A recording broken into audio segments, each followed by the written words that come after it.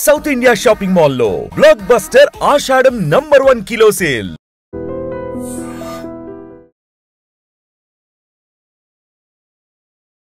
Welcome to ఐ డ్రీమ్. నా పేరు లుంబిని. స్టాక్స్లో ఇన్వెస్ట్ చేయాలనుకుంటున్నారా, లేదా ఇప్పుడిప్పుడే స్టార్ట్ చేద్దాం అనుకుంటున్నారా?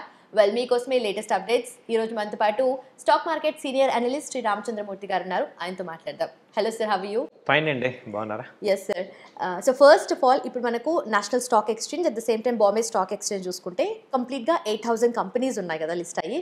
సో వీటిలో ఇప్పుడు ఇన్వెస్ట్ చేయాలనుకున్న వాళ్ళ కోసము టాప్ 10లో ఉన్న ఆ స్టాక్స్ ఏంటని చెప్తారా? అంటే ఇది ఇన్వెస్ట్మెంట్ పరంగా నేను అడ్వైజ్ చేయట్లేదు, కానీ అసలు ఉన్న కంపెనీస్లో అసలు లీడ్లో ఏమున్నాయి, మనకి ఇండియాలో టాప్ 10 కంపెనీస్ ఏంటి అనేది మనకు ఒక ఇన్ఫర్మేషన్ కోసం ఒక ఐడియా కావాలి కదా. దాని గురించి మీకు ఇన్ఫార్మ్ చేస్తున్నా. ఈ కంపెనీస్లో ఇన్వెస్ట్ చేయాలని నేను చెప్పట్లేదు. ఇట్స్ నాట్ ఓన్లీ ఒక ఎడ్యుకేషనల్ పాయింట్ ఆఫ్ వ్యూలో చేస్తున్నాం. ఫస్ట్ అసలు అంటే మనకి ఇప్పుడు లీడర్స్ ఎవరు ఉన్నారు ఇండియా కంపెనీస్లో మనకు ఒక ఐడియా ఉండాలి కాబట్టి, first Reliance is the leading in India with $20 trillion. So 20 trillion market capitalization ఉందన్నమాట రిలయన్స్ ఇండస్ట్రీస్. మనకు తెలిసిందే. ఇప్పుడు రిలయన్స్తో ఏంటంటే ఇప్పుడు జియో కూడా, రిలయన్స్ జియో కలిపి యాడ్ అవటం వల్ల ఇది ఇప్పుడు లీడింగ్కి వచ్చింది, దాదాపు 20 trillion. And last quarter results కూడా చాలా బాగా వచ్చాయి. సో నెక్స్ట్ వచ్చి HDFC bank. So HDFC bank వచ్చి $16.5 trillion మార్కెట్ క్యాపిటలైజేషన్ ఉన్న కంపెనీ అనమాట. ఇండియాలో సెకండ్ లార్జెస్ట్ కంపెనీ. థర్డ్ వచ్చి భారత్ ఎయిర్టెల్. ఇది యాక్చువల్గా అంతకుముందు లాస్ట్ ఇయర్ అలా 6th 7th పొజిషన్లో ఉండేది. ఇప్పుడు ఇది థర్డ్ పొజిషన్కి వచ్చింది భారత్ ఎయిర్టెల్. సో ఇది కూడా 12.24 trillion అనమాట ఇది. దాని తర్వాత టీసీఎస్ యాక్చువల్గా థర్డ్లో ఉండేది, ఇప్పుడు ఫోర్త్కి వచ్చింది. టీసీఎస్ వచ్చి $12.2 trillion దాని మార్కెట్ క్యాపిటలైజేషన్.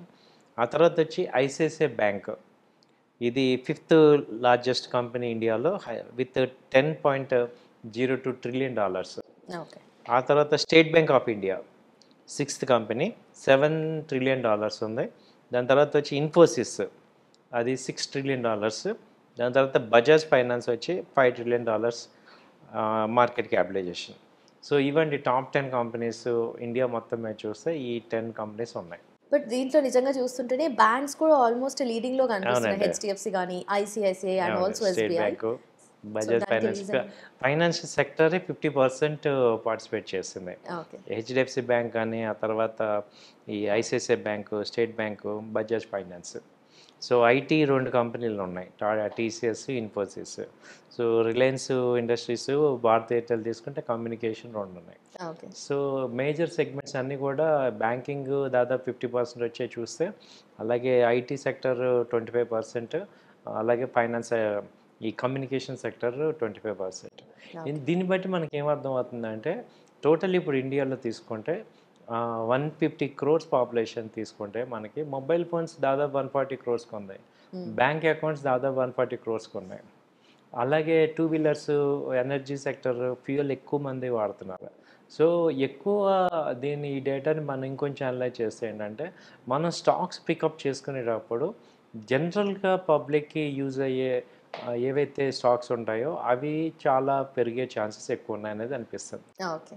సో ఇప్పుడు ఫైనాన్స్ అండ్ ఫిన్టెక్ కంపెనీస్ కూడా అనుకోవచ్చా? ఉన్నాయి. ఓకే. అండ్ ఆల్సో టీసీఎస్ కూడా లాస్ట్ చూసుకుంటే ఇప్పటికీ పడిపోయింది కదా. సో దాని రీజన్స్ ఏమై ఉంటాయి? టీసీఎస్ అంటే ఐటీ కంపెనీస్ అన్నీ కూడా కొంత మందగమనంలోకి వచ్చాయి, ఎందుకంటే ఆర్థిక మాంద్యం అన్ని.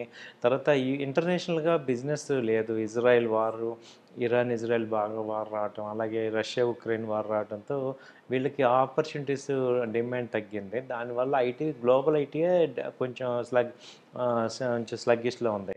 సో దాని ఇంపాక్ట్ ఇండియన్ ఐటీ కంపెనీస్ మీద కూడా ఉంది.